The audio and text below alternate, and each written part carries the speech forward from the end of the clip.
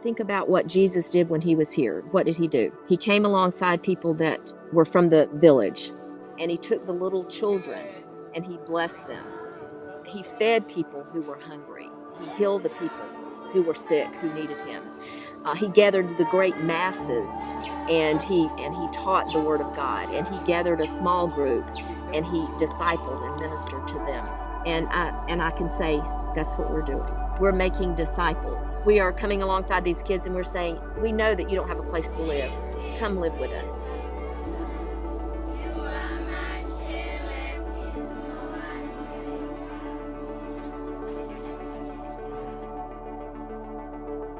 God used a lot of experiences in my life to bring me to him. I'm kind of hard-headed.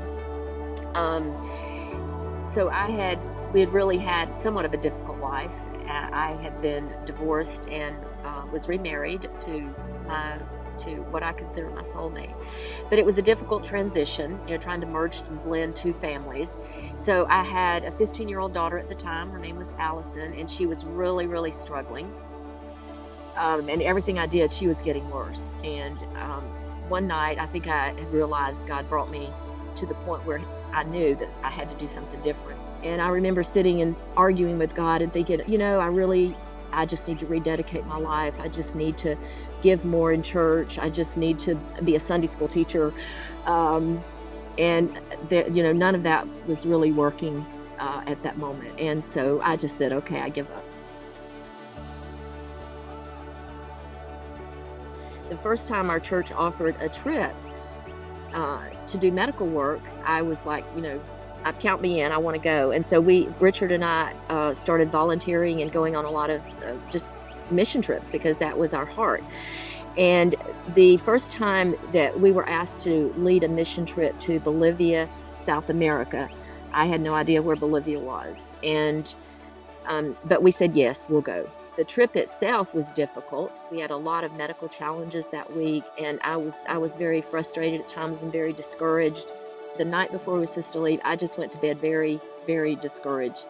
And that was the night that my husband, unbeknownst to me, God had been stirring his heart, and I didn't know it at the time. And I know it's just all the experiences that we had had during that week, I think just accumulated during the night. He had a dream, and the next morning he woke up and he said, Brenda, we're going to come back here and serve full time. That's what God's put in my heart. We can help these people. We can do this. We can build this. We can do medical. And that's what we need to do. At that moment, it all came together.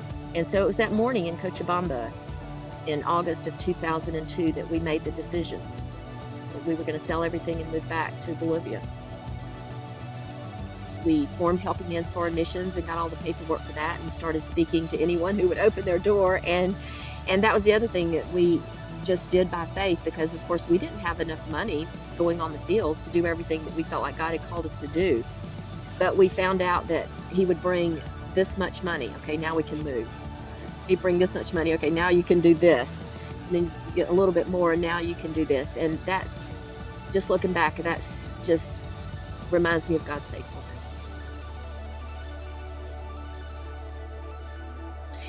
Well, we were partnering with Word of Life, and they already had established, they had been there for several years. So there was indigenous missionaries who lived there and who served and were just incredibly awesome.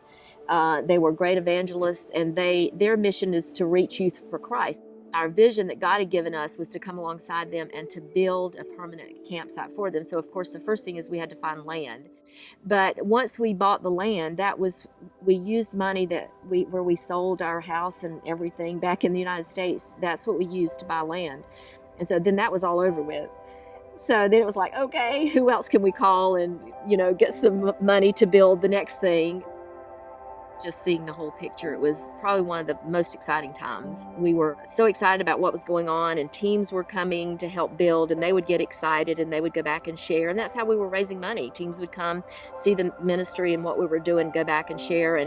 And so we were getting lots of involvement from churches and a lot of different support. So it was just an incredible time, in our personal lives and also in the ministry. The Word of Life staff, they were doing an incredible job. And then we began to see, okay, well, we're trying to do this, but they can do it better. we're trying to run it, they're doing better. We're trying to have this, but they're doing it better because they spoke the language, they know the culture. And so I think God just began letting us know that, no, you'll always have a part here. Your heart's going to be here. But also there's other work that I've been preparing you for. And so looking back, you can see that our working in Bolivia and what God called us to do there, he was already preparing us for Uganda. God gave us a very great love for Africa and for the country of Uganda from our very first mission trip. And we went there just like we did Bolivia. Our church scheduled a mission trip and we said, we'll go. And so our first trip there was in 1999 with our church. And from the first moment I set foot on that soil and those 500 kids grabbed me, these naked little black babies came up to me and grabbed my hand. I loved it. And I loved them and I loved the country.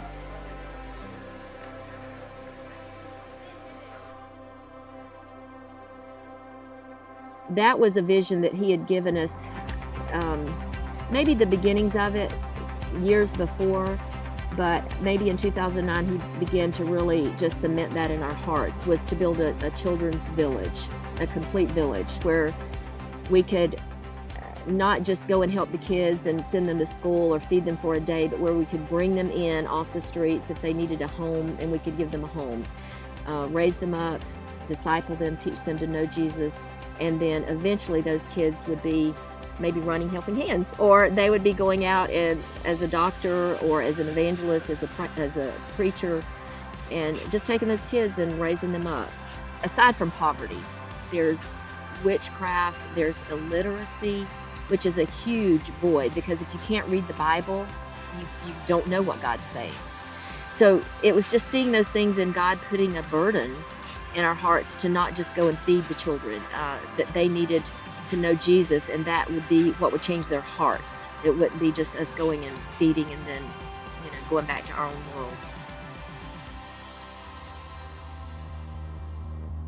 So we bought land.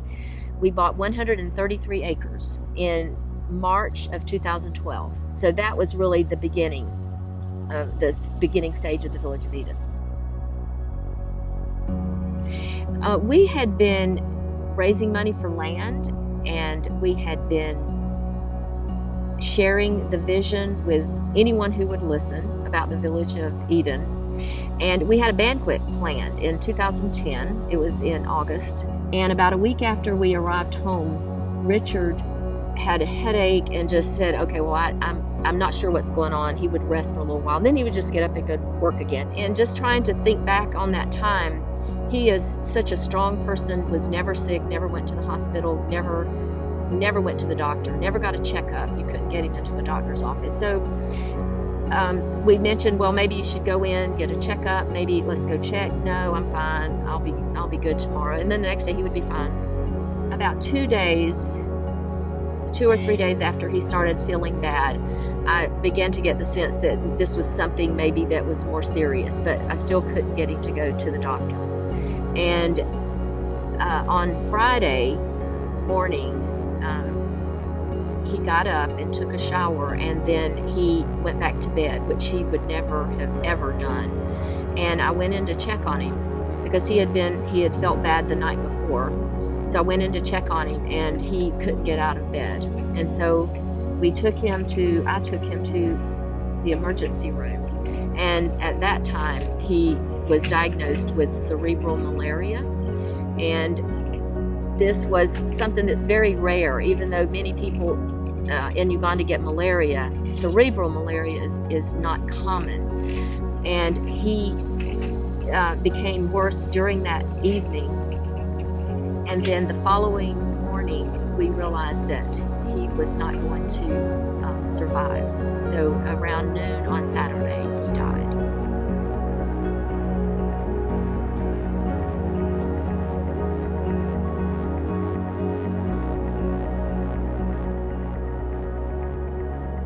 It was just a complete shock. I mean, for me, not even speaking about the personal aspect of it, but with the mission Helping Hands, you think, there's no way. How can I take his place? How can I come and be that kind of person? I can't. But I would have to say that God already knew that, and He had already put everything in place. And what I have come to accept, because I look back a lot and I think, God, if Richard were only here, this. If Richard were only here, this. This could have been different. This. And I'm coming to the realization that God never intended Richard to be here for this part of it. It's a sad realization, but it's like Moses, and not that I'm trying to equate Moses with Richard with Moses, but Moses, God used him to take the people to the point of entering the promised land, and then he took him home. And that's how I see Richard. He got us to this point where we were ready for the village of Eden, and that was his role, and that was his work, and he finished it, and he finished it well, and God took him home. And regardless of what picture I might paint beyond that, and what chapter I might write beyond that, that was never in God's plan. And instead, He brought lots more people to come alongside and to help.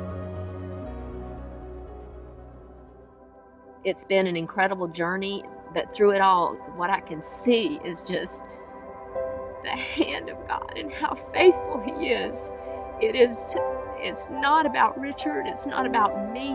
And that's, at this time, I'm seeing at some point I won't be here. And that's okay, because God's bringing people who will take the work and carry it on when I'm gone. And that's comforting to me.